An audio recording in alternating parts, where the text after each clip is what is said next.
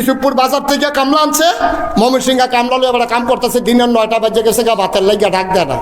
ফলাটা ডাক দেওয়া কই কি তারা ভাতের খবর কিতা, তো এখনও ভাত বয়াইছে, ফাগ উঠছে, তখনও ভাত হইছে না। তখন এবার ডাক দিয়া কয় তইলে ওই যে নতুন বাজ্যে কলা গাছ লাগাইছিলাম, হোমাই কলাটি যে 8টা কলার মতো বড় হয়েছিল, হ্যাঁ তো 2টা কলা আন ফাঁকছে দেখে আইছি। অন ফলায় 2টা কলা লইয়া পাত্র গেছে আব্বায় আর গা রং ফুইরা কামলায়। কথা মনে আছে নিও? কাম করে কয়জনে? এখন কলা লইয়া গেছে কয়জনে?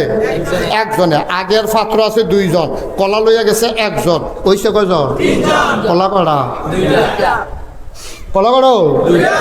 এখন গেছে পরে বাপে আর ফুতে আলগা দিয়া কয় আমরা যদি মানুষ 3 জন কলা দিয়ে আনছো 2টা, ভাগটা কেমনে রে করতাম? ছোটো ফলা তো, তাকে আব্বা আপনি যেমনি ভালো মনে করেন করেন। কইতে তো বসুইরা কামলা, রংপুর বাড়ি, দিনাজপুর বাড়ি, ময়মনসিং বাড়ি, তারে আস্তা কলা দেওয়া যেত না। কত আব্বা কেমনে দিবেন? কই তুই নে একটা, আমি নেই একটা।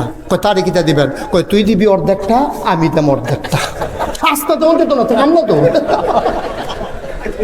কথাটা বুঝছেন নি? ময়মনসিংহা কামলা, তারা আস্তা কলা দেওয়া যেত না। আমরা হইলাম গৃহস্থ, তুই হইলি আমার ভূত, আমরা 2 জনে 2টা নেব। কই তারে কিতা দিবেন? কই তুই অর্ধেক, আমি অর্ধেক। তার কি অর্ধেক রয়েছে না আস্তা হয়েছে? আমরা বেরিয়ে বুঝা গেল না রে।